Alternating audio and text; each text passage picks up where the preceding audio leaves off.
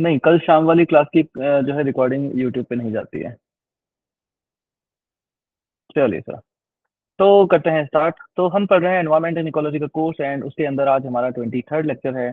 And 23rd lecture होने का मतलब है कि इससे पहले lecture number 1, lecture number 2, lecture number 3 करते करते टोटल 22 लेक्चर हो चुके हैं। एंड उसके अंदर हमने मैपिंग का कोर्स कंप्लीट किया है, और हम इकोलॉजी भी जहाँ काफी हद तक जो है वो पढ़ चुके हैं। सर इकोलॉजी हम कितनी पढ़ चुके हैं? देखो, हम लैंड से रिलेटेड जितना भी इकोलॉजी का पार्ट था ना, वो सारा का सारा हम लोग कवर कर चुके हैं, है ना? Yes sir. एंड उसके बाद हम लोगों ने लास्ट क्लास के अंदर बायोम वगैरह को भी जो है वो देख लिया था। ओके सर, ठीक है।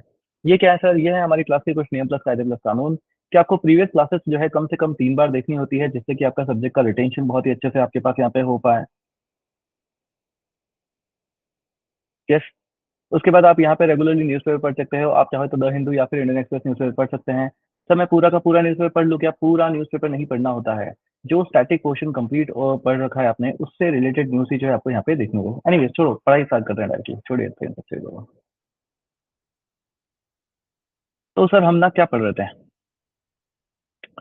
हमने लास्ट क्लासेस के अंदर बहुत सारी चीजें कंप्लीट की थी, एंड आई होप आपको ये सारी चीजें याद रही होगी कि हमने इकोसिस्टम के फंक्शंस को जो है लास्ट क्लासेस के अंदर कवर किया था।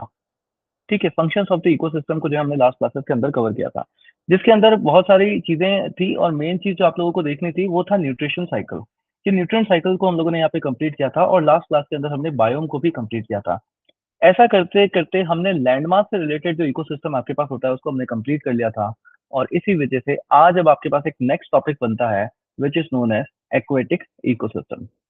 तो ये सब हमने लास्ट क्लास में कंप्लीट किया था। अब आज की क्लास में के अंदर आपका टॉपिक हो जाएगा एक्वेटिक इकोसिस्टम। Aquatic ecosystem. तो नेक्स्ट हेडिंग आप लोग डाल देंगे एक्वेटिक इकोसिस्टम। अब देखिए, सबसे पहले तो हम लोग जो है चीजों को टर्मिनोलॉजी वाइज जो है वो देख लेंगे, और उसके बाद जो है वो आगे समझते हैं कि आपके पास किस तरीके से चलेगी। ठीक है? Yes, done. चलिए सर, तो समझते हैं। सबसे पहले तो देखते हैं सर कि एक्वेटिक इकोसिस्टम के अंदर जो है हम लोगों को यहाँ पे पढ़ना क्या क्या होता है। तो सबसे पहले तो आप लोगों को यहाँ पे बहुत सारी टर्मिनोलॉजीज होती हैं, है ना? उनको लेकर के आपके पास हमेशा कंफ्यूजन होता है कि इसका मतलब क्या है, बेंथोस क्या होता है, अबिसल प्लेन क्या है, न्यूटन किसको बोलते हैं, नेक्ट्रॉन किसको बोलते हैं, है ना? लोटिक जोन कौन सा है, इलेक्ट्रिक जोन कौन सा है, लिटोरल जोन कौन सा है। ये सारी आपके पास टर्मिनोलॉजीज होती हैं, जो कि आपको हर जगह कहीं ना कहीं मेंस के आंसर राइटिंग में काम में आती है। ये जो क्वेश्चंस आते हैं आपके पास, उन क्वेश्चंस को करने के अंदर वहां पे लिखा हुआ होता है, फिर समझ नहीं आता कि ये सब क्या है। तो आपको इन टर्मिनोलॉजीज के बारे में जो है आपके पास यहाँ पे पता होना चाहिए। उसके बाद आपके पास एक कंसेप्ट यहाँ पे आता है जिसको बोला जाता है यूट्रोफिकेशन। ठीक है, वो भी एक्वेटिक इकोसिस्टम के अंदर ही आता है। यूट्रोफिकेशन बेसिकली आपके पास होता है जिसको बोला जाता है सुपोषण, हिंदी में इसको कहते हैं सुपोषण। सुपोषण मतलब कि एक्सेसिव न्यूट्रिशन, या जब लेक के अंदर या कोई स्थिर पानी आपके पास होता है, उसके अंदर जब न्यूट्रिशन आपके पास यहाँ पे आते जाते हैं, तो वो किस तरीके से इम्पैक्ट डालते हैं उस लेक के ऊपर या उस एक्वेटिक इकोसिस्टम के ऊपर, उसको बोला जाता है यूट्रोफिकेशन। ये बेसिकली आपके पास एजिंग ऑफ लेक्स, इससे भी रिलेटेड है। किससे? एजिंग ऑफ लेक से भी जो है आपके पास ये रिलेट करके यहाँ पे चलता है। उसके बाद एक कंसेप्ट यहाँ पर आता है जो कि बहुत ही इंपॉर्टेंट है, और यूपीएससी यहाँ से कई बार आपके पास क्वेश्चन पूछता रहता है, which is known as coral reefs. तो कोरल रीफ्स के बारे में हम लोग यहाँ पे पढ़ेंगे कि कोरल रीफ्स किस तरीके से होती है, क्या क्या चीजें हैं वहाँ पे, क्या कौन कौन से करंट अफेयर्स वगैरह आपके पास हैं। उसके बाद आपके पास एक टॉपिक बनता है जिसको बोला जाता है मैनग्रूव्स। अब मैनग्रूव्स जो है उसको हम यहाँ पे नहीं पढ़ेंगे। सर यहाँ पे क्यों नहीं पढ़ेंगे? मैनग्रूव्स को हम यहाँ पर इसलिए नहीं पढ़ेंगे क्योंकि इन सभी, इसको जो है हमने जब मैपिंग वाला कोर्स किया था, मैपिंग वाले कोर्स के अंदर हमने इसको ऑलरेडी जो है वो कर रखा है। तो मैपिंग हमारा कंप्लीटेड है, इस वजह से वहां पर हमने मैनग्रूव्स को ऑलरेडी कंप्लीट कर लिया है। जिसको भी मैनग्रूव्स पढ़ना हो वो उस लेक्चर को जाकर के देखेगा, और वहां से जो है उसको क्लियर हो जाएगा। नेक्स्ट आपके पास आता है एक टॉपिक जिसे कहा जाता है ओशियन एसिडिफिकेशन। ओशियन एसिडिफिकेशन, इसको जो है जब हम लोग पॉल्यूशन पढ़ते हैं तो वहां पे पढ़ते हैं, बट इसको यहाँ पे भी हम लोग देख लेंगे एक बार। तो ये सारी चीजें हम लोगों को पढ़नी होती है। सबसे पहले टर्मिनोलॉजी, यहाँ से लेकर के यूपीएससी प्रीलिम्स में आपके पास बहुत ज्यादा क्वेश्चन आते रहते हैं, प्लस मेंस के अंदर लिखते टाइम में आपको ये टर्मिनोलॉजी पता होनी चाहिए। यूट्रोफिकेशन एक पूरा का पूरा कंसेप्ट है, जो भी मेंस के अंदर भी इसको लेकर के क्वेश्चन आता रहता है, क्योंकि ये एक्वेटिक इकोसिस्टम की एक कहते हैं ना कि आज की समस्या है, प्रेजेंट प्रॉब्लम जो हम लोग कहते हैं, तो वो प्रॉब्लम है, उसके सॉल्यूशंस आपके पास होते हैं। प्लस कोरल रीफ्स ऑब्वियसली एक एवरग्रीन टॉपिक है, जहाँ की यूपीएससी आपके पास क्वेश्चन आता है। अब मैनग्रूव्स हैं, वहां से मैपिंग बेस्ड क्वेश्चन आपके पास यहाँ पे आते रहते हैं। तो मैपिंग वाले सेक्शन के अंदर जाकर को इसे कंप्लीट कर लेना, और नेक्स्ट आपके पास आता है ocean acidification. Next is ocean acidification. Clear? चलिए, तो फर्स्ट टर्मिनोलॉजीज को जो है हम लोग यहाँ पे देखना जो है वो स्टार्ट करते हैं। रेडी सब लोग? यस, चलिए गुड वन। तो देखो सबसे पहले तो दो टर्मिनोलॉजीज आपके पास यहाँ पे आती है। एक तो आती है जिसको बोला जाता है लोटिक, और एक आती है जिसको बोलते हैं लेंटिक। यस, लोटिक और लेंटिक। ये आपके इससे बाद जब एक्वेटिक इकोसिस्टम को पढ़ते हो तो ये टर्मिनोलॉजी बहुत बार पूछी जाती है कि लोटिक क्या होता है एंड लेंटिक जो है आपके पास यहाँ पे क्या होता है। तो देखो आपने पानी देखा होगा, नदियों का पानी आपने देखा होगा, वो कैसा होता है, चलता रह रहा होता है आपके पास, है ना, बहता हुआ पानी। और एक आपके पास पानी होता है जो कि रुका हुआ पानी आपके पास होता है ना, स्थिर पानी आपके पास होता है। तो जो रनिंग वाटर आपके पास होता है, ऐसा पानी जो मूविंग है ना, रनिंग वाटर, मूविंग वाटर जो आपके पास होता है, उसको हम लोग बोलते हैं लोटिक। और जो स्थिर पानी आपके पास होता है, स्टैंडिंग वाटर जिसको हम बोलते हैं, स्टैंडिंग वाटर, स्टैंडिंग वाटर जो आपके पास आता है वो आता है लेंटिक की कैटेगरी में। क्लियर? तो लोटिक कौन सा हो जाएगा, जो रनिंग वाटर है आपके पास, एग्जाम्पल रिवर आपके पास है। यस। और लेंटिक में आप पॉन्ड्स का एग्जांपल ले सकते हो, आप चाहें तो लेक्स का एग्जांपल ले सकते हो। तो वो सारा आपके पास कैसा हो जाएगा, स्टैंडिंग वाटर जो है आपके पास हो जाता है ना। गांव में जाते हो, आपने घर के पास में आपने जो है थोड़ा सा एक तालाब वाला जो है वो देखा होगा, तो वो कौन सा हो जाएगा आपके पास, लेंटिक वाटर। यस, है ना। कहीं पहाड़ों में गए, नदी देखा, झरना देखा, पानी बह रहा है, वो सब कौन सा है आपके पास, लोटिक वाटर। यस। याद रखने के लिए सबसे आसान तरीका यही है, जो लोट लोट के लोट रहा है, लोटिक वाटर, है ना, घूमे जा रहा है, लोट रहा है आपके पास, that is lotic water. And lentic कौन सा हो जाएगा आपके पास, जो स्थिर पानी है आपके पास। Yes, so lotic versus lentic, clear? Lotic is the water which is running, running water, rivers हो गई आपके पास, ठीक है। और लेंटिक इज स्थिर पानी, जो रुका हुआ आपके पास पानी है, उसको हम लोग बोलते हैं lentic water, standing water. Ponds हो गए, लेक्स हो गए, उनका। अब यहाँ तक तो क्या है कि नॉर्मल स्टूडेंट को जो है वो पढ़ना होता है, बट आपके पास क्वेश्चन आता है एनालिसिस से, एनालिसिस है। एक बात जस्ट सोच करके बताओ, लोटिक और लेंटिक में से पॉल्यूशन किसके अंदर ज्यादा हो सकता है, which water will be more polluted, lotic water और लेंटिक वाटर, कौन से वाटर पानी के अंदर जो है पॉल्यूशन आपके पास ज्यादा हो सकता है। यस, एक सवाल। दूसरा सवाल आपके पास यहाँ पे आता है कि कौन सा पानी आपके पास ज्यादा प्रोडक्टिव होता है ना, प्रोडक्टिविटी किसी कौन से पानी की आपके पास ज्यादा होती है, लोटिक या लेंटिक की। अब प्रोडक्टिविटी से मेरा क्या मतलब है, प्रोडक्टिविटी से हमारा मतलब होता है कि कहाँ पे इकोसिस्टम का डेवलपमेंट ज्यादा हो सकता है ना, कहाँ पे स्पीशीज ज्यादा पाई जाएगी आपके पास, लोटिक में। हम्म चलती हुई गहरी नदियों के अंदर जो है आपने कभी मछलियों को देखा है क्या, या तालाब के अंदर मछलियां ज्यादा मिलती है, तालाब के अंदर आपको इकोसिस्टम ज्यादा मिलता है ना, अलग वैरायटी कहाँ पे मिलता है, ये सोच के बताइए एक बार, सोच के बताइए। लोटिक और lentic, whose productivity will be higher. Productivity से मतलब है उस पानी के अंदर एक इकोसिस्टम का डेवलपमेंट होना, है ना, मछलियां डेवलप होना, कुछ जो जलीय आपके पास ना वाटर वाले जो प्लांट्स होते हैं उनका डेवलप होना, वो सब आपको कहाँ पे जो है वो ज्यादा देखने को मिलेगा, ऑब्वियसली लेंटिक वाटर में, है ना। जो स्थिर पानी है, तालाब आप देखते हो ना, तालाब के पास में आपको, पॉन्ड के आसपास में, लेक के आसपास में आपको हल्की हल्की सी बना वनस्पति आपको वहाँ पे देखने को, वेजिटेशन आपको वहाँ पे देखने को मिल जाता है, वेजिटेशन ग्रोथ आपको देखने को मिल जाती है। थोड़े टाइम बाद आपने अगर कहीं पे पानी रखा है तो उसके अंदर पहले तो मच्छर डेवलप होने स्टार्ट हो जाते हैं। यस, आपके कूलर का पानी स्थिर पानी होता है, उसके अंदर भी मच्छर डेवलप होने स्टार्ट हो जाते हैं थोड़े दिनों में। वो क्या है, प्रोडक्टिविटी है। यस, आपने कोई लेक देखा, लेक के जस्ट आसपास में आप देखते हो तो वहाँ पे आपके पास क्या हो जाता है, थोड़े दिनों में वेजिटेशन डेवलपमेंट हो जाता है, उसको उसके कुछ दिनों बाद देखोगे वहां पे आपके पास मछलियां आने लग जाती है ना, उनको और अनडिस्टर्ब छोड़ा तो मछलियां बड़ी भी आपके पास यहाँ पे हो जाती है। तो प्रोडक्टिविटी वाइज अगर अपन यहाँ पे देखते हैं, तो जो लेंटिक वाटर होता है it is more productive, lentic water is more productive as compare to lotic water, ठीक है। लेंटिक वाटर जो आपके पास होता है it is more productive as compare to lotic water. Done सभी को? तो क्या क्या चीजें याद रखनी है यहाँ से, बहुत ही सिंपल सी बात है। तो लोटिक वाटर होता है एक, और एक आपके पास होता है लेंटिक वाटर। लोटिक वाटर कौन सा हो जाएगा, the water which is running, या जो मूविंग वाटर है वो आपके पास। और लेंटिक कौन सा हो जाएगा आपके पास, जो आपके पास स्टैंडिंग वाटर है, उसको हम लोग लेंटिक बोल देते हैं। एग्जाम्पल क्या हो जाएगा, लोटिक का तो आपके पास हो जाएगा रिवर, एंड लेंटिक का आपके पास हो जाएगा पॉन्ड्स, लेक। ये जो है आपके पास यहाँ पे इसके एग्जाम्पल जो है वो हो जाते हैं। डन। अगर हम प्रोडक्टिविटी की बात करें तो जो लैंटिक वाटर है it is higher pollute, it is high productivity. ठीक है, इसकी जो प्रोडक्टिविटी आपके पास होती है वो हायर होती है as compare to lotic water. Clear. And pollution जो है वो तो दोनों के लिए खराब है। पॉल्यूशन जो है आपके पास वो दोनों के लिए ही आपके पास यहाँ पे खराब देखने को मिलता है। डन। यस। तो एक तो जो है आपके पास यहाँ पे ये दो टर्मिनोलॉजीज जो हम लोगों को यहाँ पे क्लियर करनी होती है। नेक्स्ट देखो, आप लोग कभी भी जब कभी भी हम लोग यहाँ पे देखते हैं तो लोटिक और लेंटिक, जैसे अगर आपने अभी तक नहीं देख रखा होगा तो इस तरीके से कवर कर सकते हो कि ये नदी है, इसका पानी जो है आपके पास बह रहा है, इसको हम लोग लोटिक बोल देते हैं। और ये पड़ा हुआ पानी है ना, स्थिर पानी है आपके पास, इसको हम लोग बोल देते हैं लेंटिक। तो यहाँ पर आप देख रहे हो ना कि आपको पानी के अंदर ही वेजिटेशन का डेवलपमेंट जो है वो देखने को मिल रहा है यहाँ पे।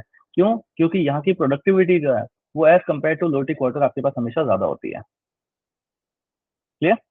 यहाँ की productivity as compare to lotic water आपके पास ज्यादा होती है। चलिए, तो एक टर्म तो जो है आपके पास ये क्लियर हो गई। अब एक दूसरी टर्मिनोलॉजीज को जो है हम लोग समझते हैं। टर्मिनोलॉजीज ना बहुत इंपॉर्टेंट है, जैसे आज की क्लास में तो आई गेस तो टर्मिनोलॉजीज ही जो है हमारी यहाँ पे हो पाएगी। एंड टर्मिनोलॉजीज को ही समझने में जो है सबसे ज्यादा टाइम जो है यहाँ पर आपके पास लगता है। तो सर ये क्या हुआ? ये मैं ना थोड़ा सा पानी वाला एरिया जो है बनाने की कोशिश कर रहा हूँ। Okay sir. तो देखा होगा ना आपने बचपन में बहुत सारी ड्राइंग्स वगैरह आपने बनाई होगी, वो हमेशा इसी तरीके से जो है वो बनती है।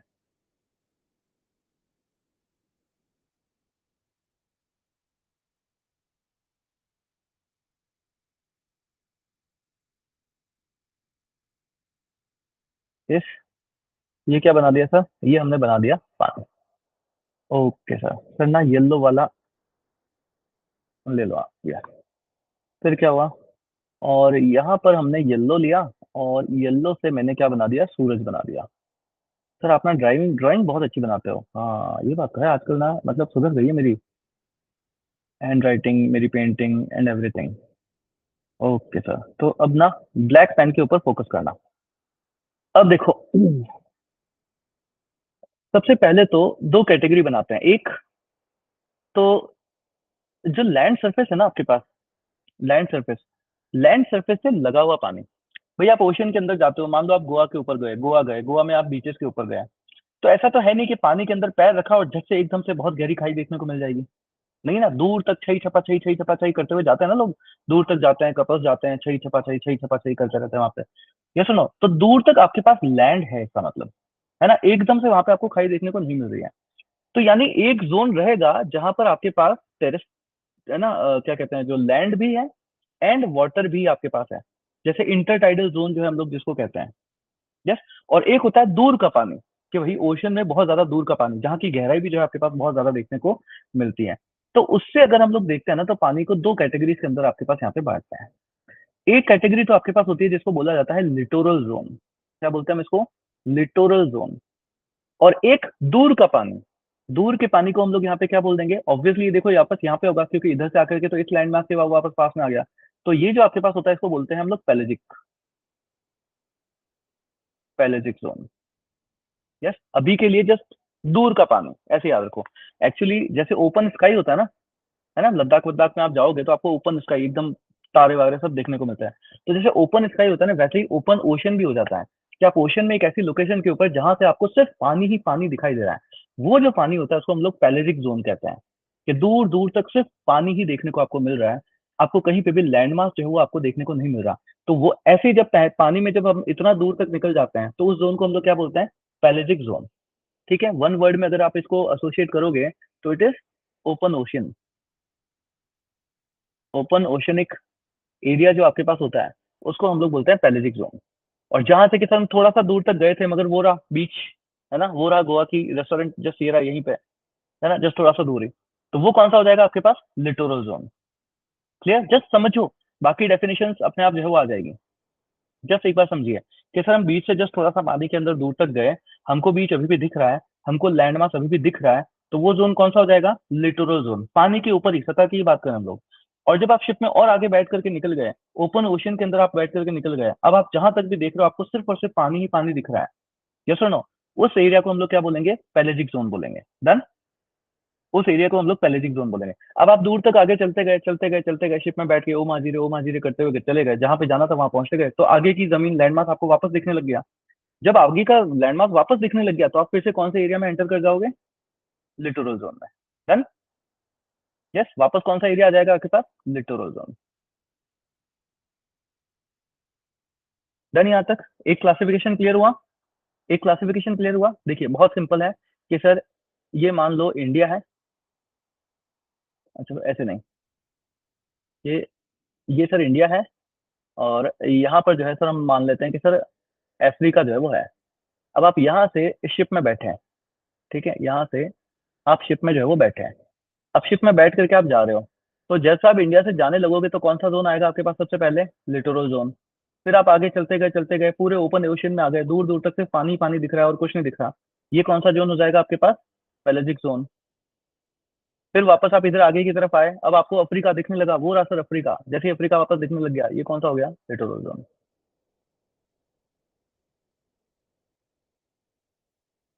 Yes, clear? तो ये कैसे रिलेट हो रहा है? From distance of the land, कि लैंड से आप कितना दूर जो है आप जा रहे हो,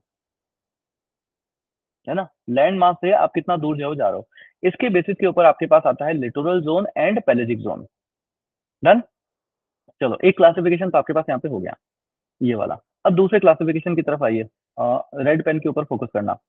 रेड पेन के ऊपर फोकस करना। क्या होता है कि पानी में, आपने टाइटैनिक मूवी देखी है? टाइटैनिक, है ना? टाइटैनिक मूवी के अंदर बताया गया है कि भाई पहले तो ऊपर ऊपर आपके पास पानी होता है, ब्लू ब्लू पानी आपको दिखता रहता है।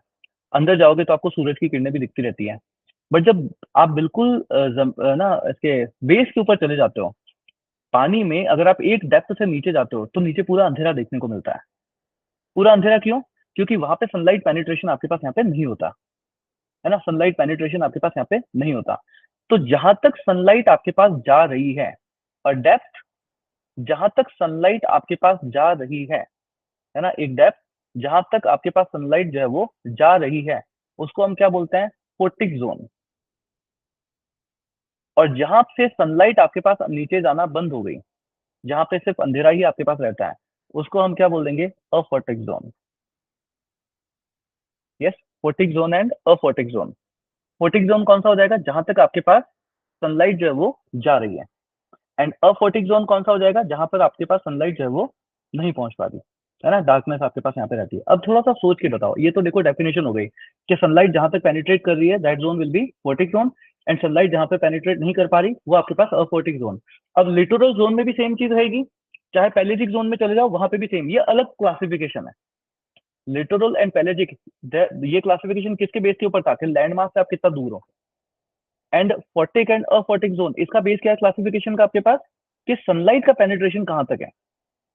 डन। तो उसके बेस के ऊपर हम लोग दो तरीके से क्लासिफाई करते हैं, फोर्टिक जोन एंड अफोर्टिक जोन। अब सोच के बताओ, फोटोसिंथेसिस एक होने के लिए आपके पास सनलाइट का होना जरूरी है ना? अब आपके पास यूपीएससी क्वेश्चन पूछ ले कि अफोर्टिक जोन के अंदर फोटोसिंथेसिस होता है, ट्रू और फॉल्स?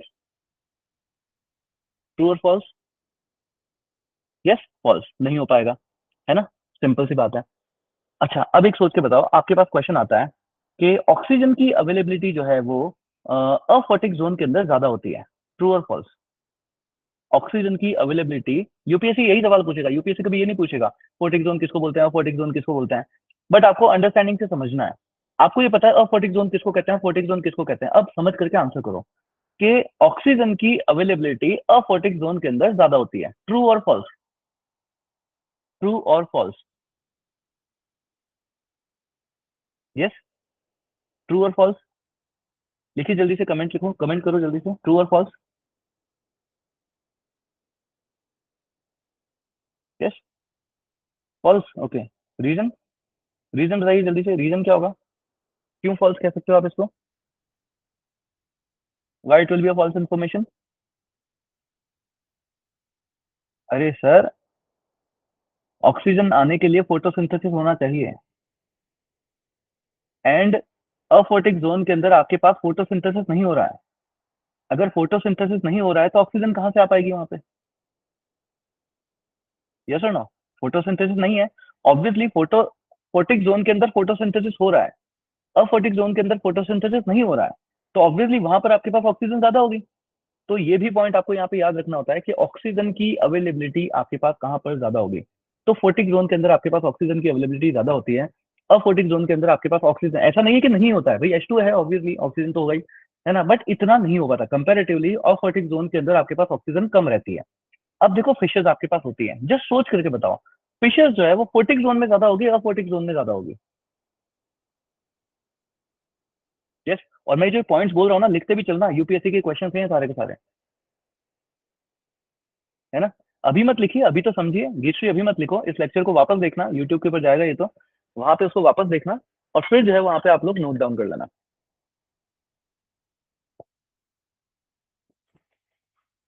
यस। फिशेज जो है वो फोर्टिक जोन में ज्यादा रहेगी, अफोर्टिक जोन में ज्यादा रहेगी? ऑब्वियसली जहां पर ऑक्सीजन की अवेलेबिलिटी ज्यादा है, वहां पे हायर वेजिटेशन भी देखने को मिलेगा, वहां पर आपको higher growth of eco species भी आपको यहाँ पे देखने को मिलेगी। तो वो भी आपको कहाँ देखने को मिलेगी? फोर्टिक जोन में आपको ज्यादा स्पीसीज देखने को मिलती है ना। फोर्टिक जोन के अंदर आपको स्पीसीज भी ज्यादा देखने को मिलती है। स्पीसीज वेरिएशन जो आपको होता है वो भी आपको फोर्टिक जोन के अंदर ज्यादा देखने को मिलता है। जो स्पीसीज की एक्टिविटीज जितनी भी सारी होती है वो भी आपको फोर्टिक जोन के अंदर ज्यादा देखने को मिलती है। तो ये सब कहाँ पे देखने को मिलेगा? फोर्टिक जोन के अंदर आपको ज्यादा देखने को मिलता है। क्लियर? तो ये डेफिनेशंस और इनको लेकर के जो जो इंटरप्रिटेशन आपके पास होते हैं, क्लियर हुए? लिटोरल जोन किसको बोलेंगे और पैलेजिक जोन किसको बोलेंगे हम लोग? यस। बेस्ड ऑन लैंडमार्क से डिस्टेंस, कि लैंडमार्क से कितना दूर आप लोग गए। अगर लैंडमार्क के पास पास हो तो लिटोरल जोन, एंड लैंडमार्क से काफी दूर आप निकल गए तो पैलेजिक जोन, जिसको हम ओपन ओशन एरियाज बोलते हैं। अगर बेस्ड ऑन सनलाइट के पेनिट्रेशन के अगर हम लोग देखें तो फोर्टिक जोन एंड अफोर्टिक जोन। अब ये कैसा होगा? डेप्थ वाइज क्लासिफिकेशन आपके पास होगा। यस। जहां तक सनलाइट पेनिट्रेट कर पा रही है वो कौन सा हो जाएगा? फोर्टिक जोन। एंड जहां पे सनलाइट पेनिट्रेट नहीं कर पाती वो कौन सा आपके पास हो जाएगा? अफोर्टिक जोन जो है आपके पास यहाँ पे हो जाएगा। डन? चलिए सर। तो ये जो है आपके पास यहाँ पे होता है। सो फोर्टिक जोन में कंसंट्रेशन की ऑक्सीजन यहाँ पे नोट डाउन करके रख लेना आप लोग। ये सर फोर्टिक जोन होगा। फोर्टिक जोन के अंदर जो ऑक्सीजन की कॉन्सेंट्रेशन आपके पास होती है, it is higher as compare to aphotic zone. ठीक है। अफोर्टिक जोन से ज्यादा आपके पास यहाँ पे मिलती है। और इसी वजह से यहाँ पर फिशेस भी जो है आपके पास कैसी होगी? हायर फिशेस जो है आपको यहाँ पे देखने को जो है वो मिलती है। क्लियर सभी को? है ना। चलो। अब ऑक्सीजन के बारे में आपने कई जगह पे एक और फैक्ट पढ़ा होगा। एक फैक्ट आपने ऑक्सीजन को लेकर के पढ़ा होगा कि वार्म वाटर और कोल्ड वाटर, इन दोनों को अगर आप देखते हो ना, if you compare warm water and cold water, तो ऑक्सीजन की अवेलेबिलिटी कोल्ड वाटर में ज्यादा होती है। यस। ऑक्सीजन की अवेलेबिलिटी कोल्ड वाटर में ज्यादा होती है। समझना एक बार, फैक्ट से मैं बता रहा हूँ। If you compare warm water and cold water, तो वार्म वाटर और कोल्ड वाटर के कंपैरिजन में ऑक्सीजन की ज्यादा अवेलेबिलिटी कहाँ पे होगी? कोल्ड वाटर के अंदर। एक चीज हुई। तो यूपीएससी क्वेश्चन पूछता है कि एक बात बताओ, फोर्टिक जोन और अफोर्टिक जोन में से वार्म वाटर कौन सा होगा, कोल्ड वाटर कौन सा होगा? ऑब्वियसली फोर्टिक जोन का जो वाटर होगा आपके पास, है ना। मैं जो फैक्ट आपको बता रहा हूँ वो ये है कि सर, ये ऊपर का जो पानी है वो हो गया फोर्टिक जोन वाला, और नीचे का पानी आपके पास हो गया अफोर्टिक जोन वाला।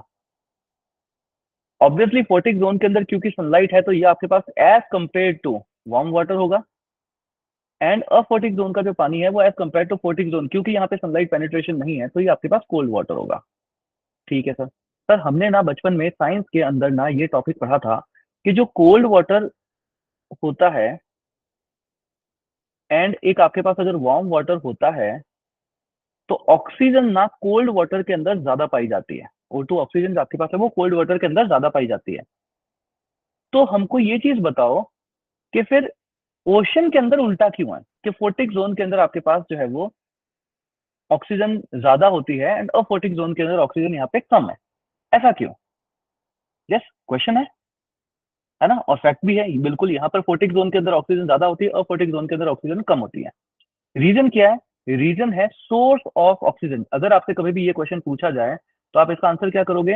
Answer is source of oxygen. कि यहाँ पर नो डाउट ये बात हमने बोल दी कि कोल्ड वाटर जो है it is more favourable to hold oxygen as compare to warm water. But if we talk about the source of oxygen, then photic zone के अंदर सोर्स ऑफ ऑक्सीजन ज्यादा है। क्यों? क्योंकि यहाँ पर कंटिन्यूसली फोटोसिंथेसिस आपको देखने को मिलेगा। एंड अफोटिक जोन के अंदर क्योंकि फोटोसिंथेसिस का एब्सेंस है, इस वजह से यहाँ पर ऑक्सीजन भी कैसी है, कम रहेगी। क्लियर? क्यों? क्योंकि यहाँ पे सोर्स ऑफ ऑक्सीजन नहीं है ना, सोर्स ऑफ ऑक्सीजन जो है यहाँ पर आपके पास नहीं है। क्लियर? डन? यहाँ तक देखो, जितने क्वेश्चंस आ सकते हैं इस डायग्राम से, मैं वो सारे क्वेश्चंस आपको बता रहा हूँ। डन? अब इनके बैठ के नोट्स आप आराम से इस लेक्चर को वापस देखना और उसके बाद बना लेना। क्लियर? समझ में आ रहा है? पहली बार में सिर्फ समझना है सारी चीजों को। डन यहाँ तक? यस? संजना, सरगम, समझ आया आपको? चलिए गुड है। गीतश्री, समझ आ रहा है? चलिए गुड वन। तो ये चीजें जो आपके पास यहाँ पे हो जाता है, और इसीलिए आप देखते हो ना, वर्ल्ड में जो बेस्ट फिशिंग एरियाज होते हैं वो कौन से होते हैं? वर्ल्ड में कभी भी बेस्ट फिशिंग एरियाज कौन से होते हैं? जहाँ पे वार्म वाटर और कोल्ड वाटर दोनों मिक्स हो रहा होता है ना, जहाँ पे वार्म वाटर और कोल्ड वाटर आपके पास मिक्स अप हो रहा होता है। क्यों? क्योंकि कोल्ड वाटर की वजह से ऑक्सीजन होने की वो मिल जाएगी, और वार्म वाटर है तो उसके लिए भी आपके पास वहां से भी ऑक्सीजन की अवेलेबिलिटी ज्यादा मिल जाती है। तो जहां पे भी जो ओशियंस मिल रहे होते हैं ना, cold water and warm water, जो हमने फिजिकल ज्योग्राफी के अंदर हमने ओशियनिक करंट्स पढ़ रखी है, अगर आपको याद हो तो, है ना, वार्म करंट्स होती है, कोल्ड करंट आपके पास होती है। तो जहां पे मिक्स हो रही होती है ना, वो आपके पास कैसे होते हैं? यस, बेस्ट फिशिंग एरियाज होते हैं। वो आपके पास बेस्ट फिशिंग एरियाज आपके पास यहाँ पे होते हैं। अच्छा, इसका एग्जांपल वहां पे हम इस तरीके से समझा जा सकता है कि सर हॉट वाटर डाउन हो रहा होता है ना, कोल्ड वाटर आपके पास ऊपर उठ रहा होता है, तो नीचे से फिशेज आपके पास यहाँ पे ऊपर आ रही होती है पानी के सपोर्ट से। इस वजह से भी वो आपके पास कैसे बनते हैं? बेस्ट फिशिंग एरियाज बनते हैं। तो एक रीजन आपके पास वहां पे भी देखने को मिलेगा, और एक रीजन आपके पास ये भी देखने को मिलता है यहाँ पे। क्लियर? तो सब कुछ मिक्स होकर के जो है आपको देखना होता है यहाँ पे। क्लियर यहाँ तक? यस? चलिए ठीक है। अब देखो आपके पास थोड़ा और क्लासिफिकेशन जो है यहाँ पर हम लोग देखते हैं। तो सर ये आपने क्या इसको नहीं, रेड पेन से बना दो। तो सर ये आप क्या बना रहे हो? ये मैं बना रहा हूँ कॉन्टिनेंट एंड ओशन। ठीक है सर। एंड उसके बाद आपने क्या बनाया? उसके बाद मैं बनाने जा रहा हूँ पानी को।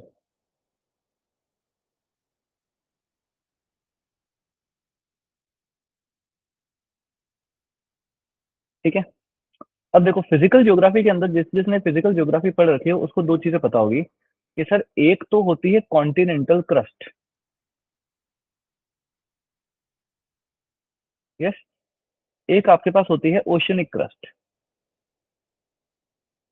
Yes. Continental crust and oceanic crust. चलिए देखिए, continental crust and oceanic crust दो चीजें हैं। यस, फिजिकल ज्योग्राफी में हम लोगों ने ये पढ़ रखा है।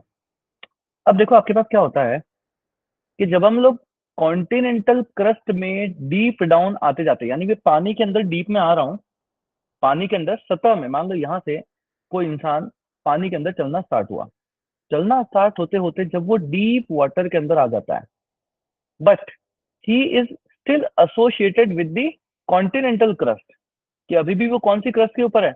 कॉन्टिनेंटल क्रस्ट से लगाव में से लगा हुआ है अभी भी। तो ये आपके पास कौन सा हो जाता है? इसको हम लोग बोलते हैं प्रोफाउंडल जोन। प्रोफाउंडल जोन। यस। पानी से जो क्रस्ट लगी हुई है वो अभी भी कौन सी है? कॉन्टिनेंटल क्रस्ट है। अब यहीं पे आपका मन किया कि चलो और ज्यादा डीप जाएंगे, आप नीचे नीचे डीप तक आते गए। अब यहाँ पर जो क्रस्ट है वो कौन सी है? ओशनिक क्रस्ट जो है आपको यहाँ पे देखने को मिलती है। यस। अब ये कौन सी क्रस्ट आपको देखने को मिल गई? ओशनिक क्रस्ट आपको यहाँ पे देखने को मिल गई। डन? तो सॉरी, प्रोफाउंडल जोन नहीं, इसको बोलते हैं बेंथिक जोन। प्रोफाउंडल अलग है, इसको बोलते हैं benthic zone. Benthic, benthic zone. Yes, ये कौन सी हो जाएगी? Benthic zone. एंड जब अब और नीचे आप आते गए और ओशन क्रस्ट से जब आप लगे लगे हुए हो, जैसे ही ओशन क्रस्ट से आप लग गए तो इसको हम क्या बोलेंगे? अबीजल प्लेन। क्लियर? तो डेप्थ ऑफ वाटर की बात है, डीप वाटर की बात है, एक बार फिर से समझो आप कि सर डीप वाटर की बात है ना। डीप वाटर में अगर जो हमारे पास लैंड का जो लैंडमास का जो क्रस्ट है, अगर वो क्रस्ट आपके पास कॉन्टिनेंटल क्रस्ट होता है, कौन सा क्रस्ट? कॉन्टिनेंटल क्रस्ट आपके पास होता है, कॉन्टिनेंटल क्रस्ट, तो उसको हम लोग क्या बोलते हैं? Benthic zone. एंड अगर नीचे आपके पास ओशनिक क्रस्ट आपके पास है, तो उसको हम क्या बोल देते हैं, अबीजल प्लेन। क्लियर? यस। कई सारी बुक्स में अबीजल प्लेन के जस्ट थोड़ा सा पास में यहाँ पे बेंथिक जोन भी दिखा देता है ना, पर वो नीचे उसको एसोसिएट करने, मतलब वो बुक्स तो क्या, बुक्स में तो सही दिखाया जाता है, इंटरप्रिटेशन होता है लोगों का। कई सारे लोग यहीं पे इसको बेंथिक जोन भी बोलते हैं। बट ये समझना है, बेंथिक जोन अगर है ना, तो नीचे जो एसोसिएटेड क्रस्ट है वो कौन सी होगी, कॉन्टिनेंटल क्रस्ट होगी। यस। और अबीजल प्लेन के अंदर वो भी डीप वाटर है, बिल्कुल बॉटम के ऊपर। बट डिफरेंस कैसे करोगे, नीचे की क्रस्ट को लेकर के, कि नीचे की क्रस्ट आपके पास कौन सी है, ओशनिक क्रस्ट होगी। डन। और ओशनिक क्रस्ट और कॉन्टिनेंटल क्रस्ट के अंदर क्या क्या डिफरेंसेस हैं, ये हमने फिजिकल ज्योग्राफी के अंदर पढ़ रखे हैं। तो आपके पास क्वेश्चन आता है ना, बेंथिक जोन में, अबिजल प्लेन में कहाँ पर आपको वॉल्केनोस देखने को मिलेंगे। अब इसका आंसर फिजिकल ज्योग्राफी जिसने पढ़ रखा है वही समझ पाएगा। यस और नो? कौन सी प्लेट हैवी होती है, कौन सी प्लेट लाइटर होती है, जब ये दोनों आपस में मिलेंगी तो एक प्लेट नीचे जाएगी, एक प्लेट ऊपर रह जाएगी, जब यहाँ से नीचे जाएगी तो मैग्मा को ऊपर की तरफ धक्का मिलेगा, एंड आपके पास यहाँ पे वॉल्केनो जो है वो आता है। इसको डिटेल के अंदर हमने फिजिकल ज्योग्राफी के कोर्स के अंदर देख रखा है। तो फिलहाल के लिए हमें टर्मिनोलॉजीज पढ़नी है, benthic zone and abyssal plain. Clear? Yes. तो देखो कितनी सारी डेफिनेशन जो है हम लोगों ने यहाँ पे देख ली, कि सर अगर ये आपके पास पानी है, तो सबसे पहले तो अगर मैं लैंडमार्क से जुड़ा हुआ हूँ और इधर जा रहा हूँ, तो एक तो हमें मिल गया लिटोरल जोन। उसके बाद आपके पास यहाँ तक मिल जाएगा जिसको हम लोग बोलते हैं पेलाजिक जोन। उसके बाद अगर हम सनलाइट का पेनिट्रेशन देख लें तो आपके पास हो जाएगा फोटिक जोन, एंड आपके पास हो जाएगा aphotic zone. Photic zone and aphotic zone. उसके बाद अगर आपके पास कॉन्टिनेंट की क्रस्ट से अगर आप जुड़े हुए हो तो आपके पास हो जाएगा बेंथिक, एंड नीचे अगर ओशन की क्रस्ट आ गई तो उसको हम लोग क्या बोल देंगे, अबिजल प्लेन। डन। यस। यहाँ तक क्लियर है? डन यहाँ तक? चलिए, good one, good one,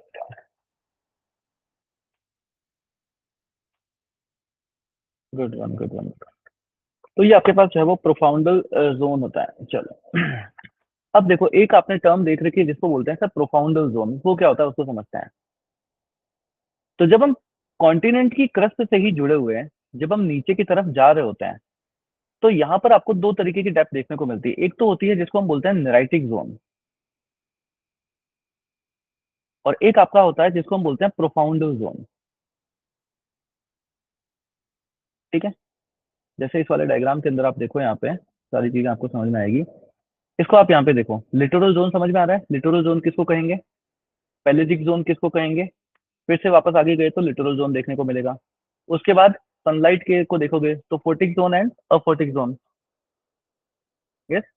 photic zone and aphotic zone देखने को मिल गया। उसके बाद आप यहाँ पे देख रहे हो तो आपको एक प्रोफाउंडल जोन देखने को मिलता है। उससे ऊपर यहाँ पे जो आपके पास होता है इसको हम लोग बोलते हैं नराइटिक जोन। Neritic zone. अब नराइटिक जोन एंड प्रोफाउंडल जोन की एक डेफिनेशन आपके पास होती है, इन दोनों को साथ में समझना होता है।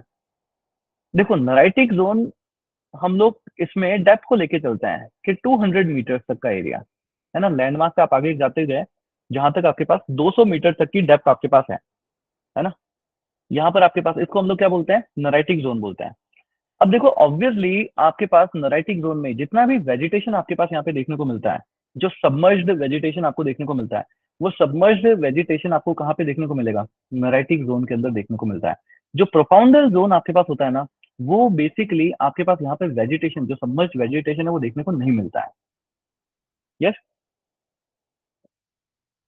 तो अगर आप वेजिटेशन को ले लो तो उसको लेकर के भी क्लासिफाई किया जा सकता है कि सर नराइटिक जोन वो वहां तक है जहां तक कि आपको सबमर्ज्ड वेजिटेशन मिलता है ना, कि पानी के अंदर डूबा हुआ बट वेजिटेशन मिल रहा है। और जहां पे वो वेजिटेशन मिलना बंद हो जाता है उसको हम प्रोफाउंडल जोन बोल देते हैं। अगर मैं थोड़ा सा लेंथ वाइज देख लूं तो हार्डली 200 मीटर तक का एरिया होता है वो, है ना, डेप्थ ऑफ वाटर में जाते हैं तो 200 मीटर तक का जो एरिया होता है वहां पर हमें वेजिटेशन देखने को मिलता है। उसके बाद आगे नीचे देखने को नहीं मिलता। तो कोरल रीफ्स को भी होते हैं ना कि नीचे कुछ सपोर्ट चाहिए, तो कोरल रीफ्स आपको नराइटिक जोन में मिलती है, प्रोफाउंडल जोन में मिलेगी। यस। 200 मीटर से नीचे इतना डीप तो कहाँ से सपोर्ट लेने जाएगी वो, ऑब्वियसली। इसीलिए कहते हैं कि नराइटिक जोन क्या होता है, कोरल रीफ्स आपको यहीं पे देखने को मिलती है। तो यहाँ से क्वेश्चन आता है कि coral survive in neritic zone, true और फॉल्स। ट्रू। कोरल्स कहाँ पे रहती है आपके पास? नराइटिक जोन में रहती है।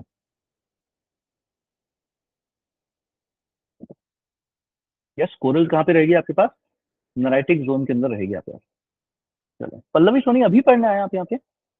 पहले कभी क्लासेस कर रखी है आपने?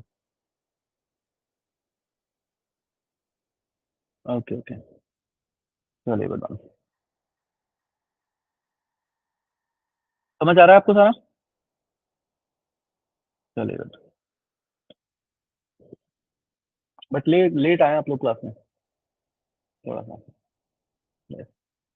एनीवेज, तो प्रोफाउंडल जोन किसको कहते हैं, क्लियर हुआ? प्रोफाउंडल जोन।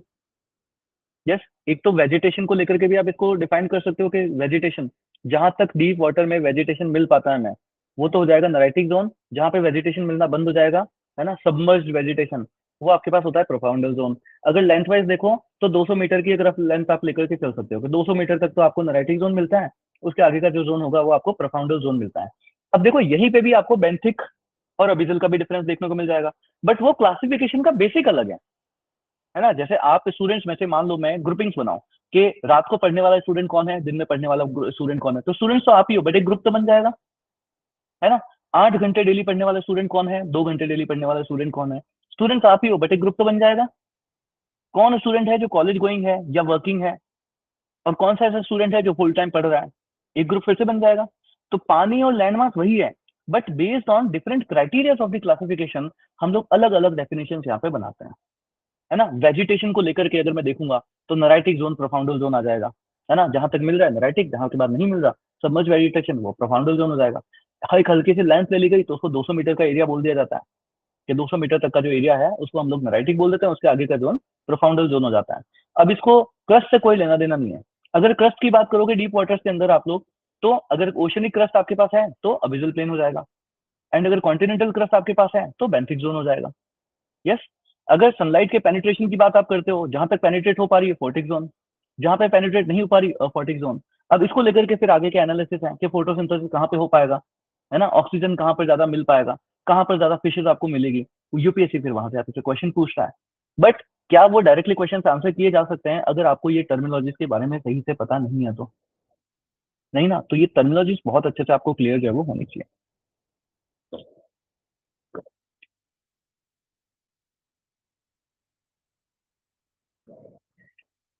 डन। यस। चलिए, तो ये चीज जो है आपके पास यहाँ पे होती है। अब देखो आपके पास क्या होता है। चलिए, तो कुछ एक टर्मिनोलॉजीज और हैं अभी, उनको भी जो है वो देख लेते हैं। तो ये मैंने फिर से लैंडमार्क बना दिया, एंड लैंडमार्क के अंदर जो है मैं फिर से पानी जो है वो बना देता हूँ।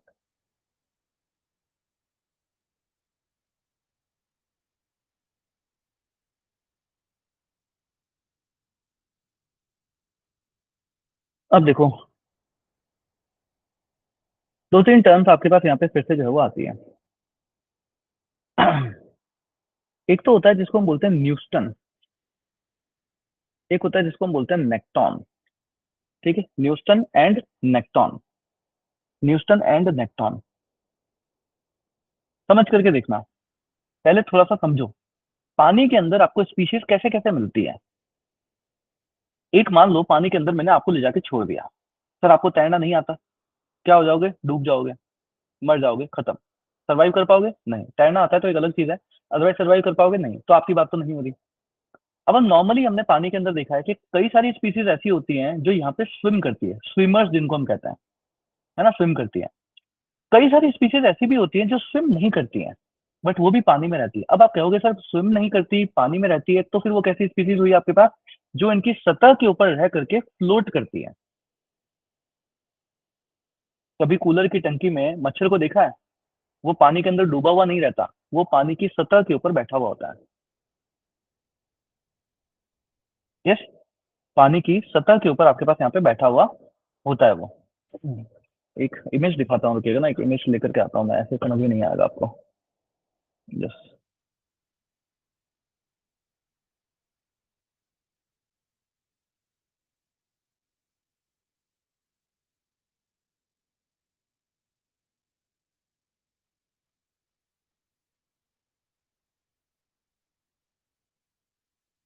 या वैसे इस वाली इमेज से भी समझ में आ जाएगा। इनको देखो आप, यहाँ पे देखो, ये देख पा रहे हो,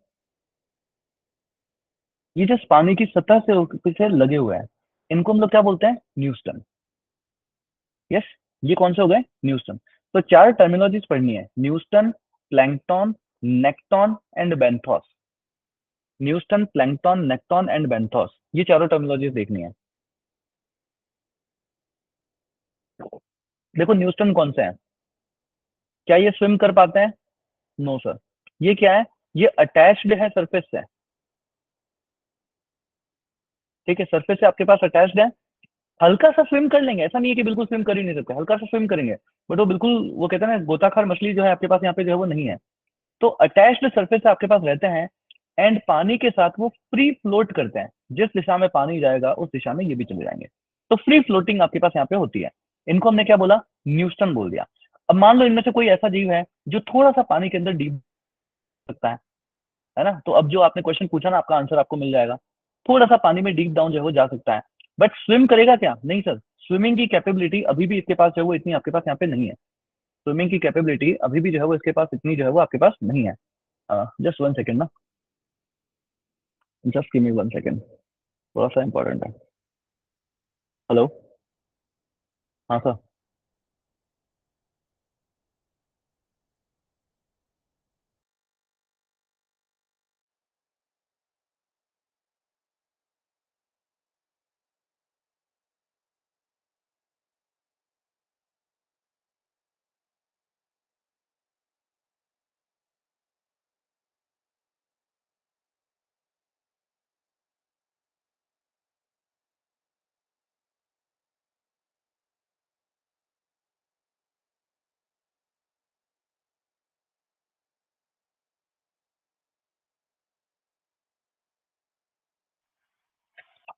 रात में क्लास करने का और दिन में क्लास करने का ना, यही एक मतलब एक डिफरेंस होता है, रात में किसी तरह का कोई डिस्टर्बेंस नहीं होता, और दिन में थोड़े से ये इंपॉर्टेंट कॉल्स वगैरह आते रहते हैं। एनीवेज, बहुत सारी चीजों को तो मैं अवॉइड कर देता हूँ, जैसे पिछले अभी 1 घंटे के अंदर 5 से 6 कॉल्स हैं, तो उनको अवॉइडेड, बट एक आधा कॉल फिर ऐसा हो जाता है, कॉल कॉल कॉल बोल रहा हूँ मैं, एक आधा कॉल जो है ऐसा हो जाता है जिसमें थोड़ा सा फिर देखना पड़ जाता है। चलो, तो न्यूट्रॉन समझ में आया ना, कि वो स्विमिंग, हम उनको स्विमर्स नहीं कहेंगे, ऐसा नहीं कि स्विम बिल्कुल कर ही नहीं सकते, but they are not those best swimmers, है ना, कि पानी के बिल्कुल बेस्ट स्विमर्स वो नहीं, है ना, फ्री फ्लोट करेंगे, जिस दिशा में पानी गया उस दिशा में पानी जो है ना, उस दिशा में जो है ये भी आपके पास यहाँ पे चले जाते हैं। तो उनको क्या कहते हैं, उनको हम बोलते हैं न्यूस्टन। अब मान लो इनमें से कोई आपके पास है जो थोड़ा सा पानी के अंदर आपके पास नीचे तक आ सकता है, बट स्विम नहीं, अभी भी हम इनको बेस्ट स्विमर्स जो है हम इसको नहीं कहेंगे। तो अभी भी इस पानी के साथ होंगे क्या, ये फ्री फ्लोट ही होंगे, बट थोड़ा सा पानी के अंदर डीप डाउन, थोड़ी सी पानी की गहराई के अंदर जाते हैं, तो उनको हम क्या बोलते हैं, प्लैंकटन। यस, उनको आप क्या बोल दोगे, प्लैंकटन। तो न्यूस्टन और प्लैंकटन में डिफरेंस आया, न्यूस्टन एंड प्लैंकटन दोनों ही बेस्ट स्विमर्स नहीं है, दोनों ही बेस्ट स्विमर्स नहीं है, फ्री फ्लोट करते हैं पानी के साथ, बट अगर गहराई की बात करें तो न्यूस्टन जो है वो सरफेस के ऊपर रहता है, एंड प्लैंकटन जो है पानी के अंदर, थोड़ा सा पानी के अंदर नीचे सबमर्ज जो है वो रहता है। क्लियर। अब उसके बाद आपके पास आते हैं बेस्ट स्विमर्स, जो पानी की मछलियां आपके पास होती है, फिशेस जो आपके पास यहाँ पे होती है, तो वो कौन से हो जाएंगे आपके पास, नेक्टॉन, उनको बोलते हैं nekton, those who can swim. Yes, तो मछली जल की रानी है, और जैसे ही बाहर लेकर के आओगे तो जीवन उसका पानी है, बाहर निकालो तो मर जाएगी है। ये वाली चीज आपके पास यहाँ पे हो जाती है, तो ये होते हैं nekton, who are best swimmers, इनको हम बोलते हैं न्यूटन नेक्टॉन्स। यस, तो न्यूस्टन हो गया, प्लैंकटन हो गया, नेक्टॉन हो गया, और जो आपके पास लैंड मास से लग करके चलता है, केकड़ा वगैरह देखो ना, कि सर मैं जो है गया था डीप डाइव पानी के अंदर, है ना, देखने के लिए कि पानी के अंदर कोरल्स वोरल्स कैसी रहती है, और वहां पे एक केकड़े ने काट लिया आपको। यस, उसको क्या बोलोगे आप, बेंथोस। जो बेंथोस जोन में, बेंथिक जोन में आपके पास रहते हैं, उनको बोलते हैं बेंथोस। यस, 70 के ऊपर रहते हैं। Done, clear.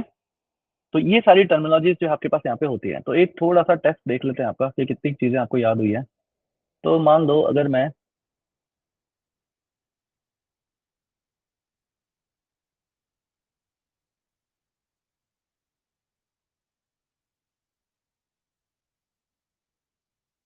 अगर मैं ऐसे बना देता हूँ एंड फिर इसमें मैं अगर पानी बना देता हूँ,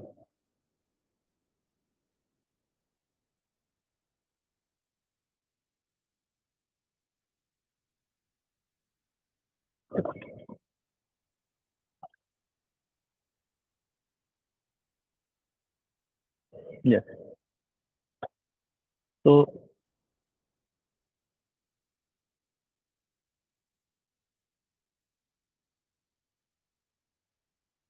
this is A, this is B, this is again A, फिर लेट्स से ये एक्स हो गया, this is X and this is Y. उसके बाद ये लेट्स से पी एरिया है अप टू 200 मीटर्स, और उसके बाद आपके पास क्यू एरिया है। ठीक है, उसके बाद मैं नेचर से बनाता हूँ कि कुछ यहाँ पर आपको देखने को मिल रहे हैं, कुछ आपको यहाँ पर देखने को मिल रहे हैं, और फिर आपको एक,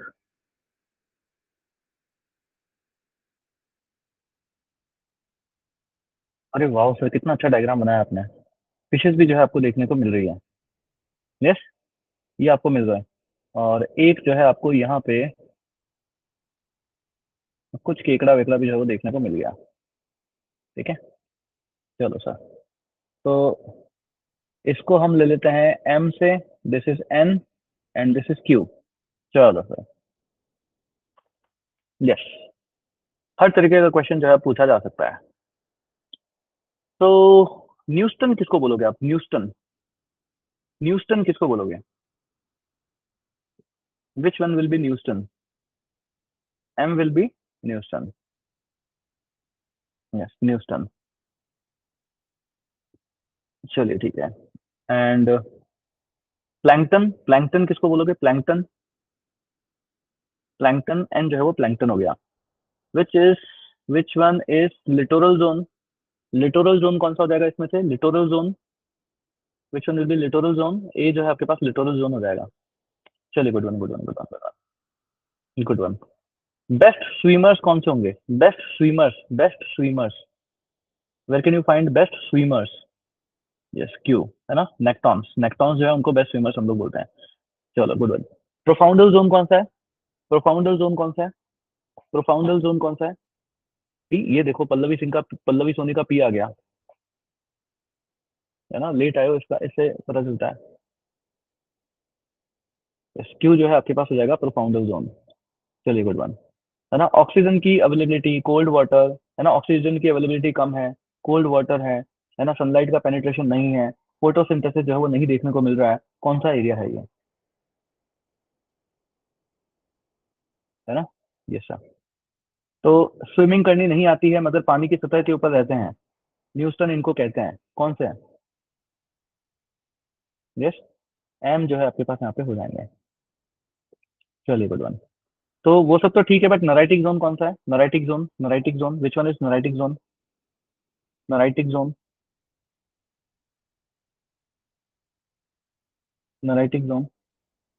चलो ठीक है, इन सभी में से अबिजल प्लेन कहाँ पर होगा? अबिजल प्लेन कहाँ पर होगा? क्यू के पास होगा या वाई के पास होगा? अबिजल प्लेन क्यू के पास होगा या वाई के पास होगा? अबिजल प्लेन क्यू के पास होगा, वाई के पास होगा? हर्ष साहू, गलती कर रहे हैं आप।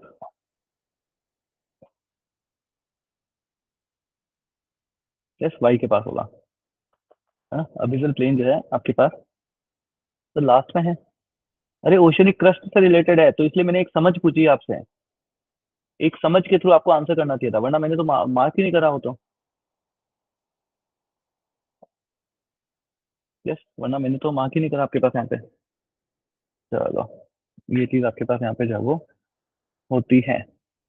तो अगर आपसे कोई पूछे कि कहाँ पर जो है स्पीशीज जो है वो कम देखने को मिलेगी यहाँ पे, एक्स रीजन में या वाई रीजन में, स्पीशीज कहाँ पे देखने को कम मिलेगी? फोर्टिक जोन में, अफोर्टिक जोन में? फोर्टिक, है ना, अफोर्टिक जोन के अंदर आपको स्पीशीज कम देखने को जो है वो मिलती है। चलिए, good one, good one, good one, good one. Okay, and benthos कहाँ पे रहते हैं? Benthos, benthos, benthos.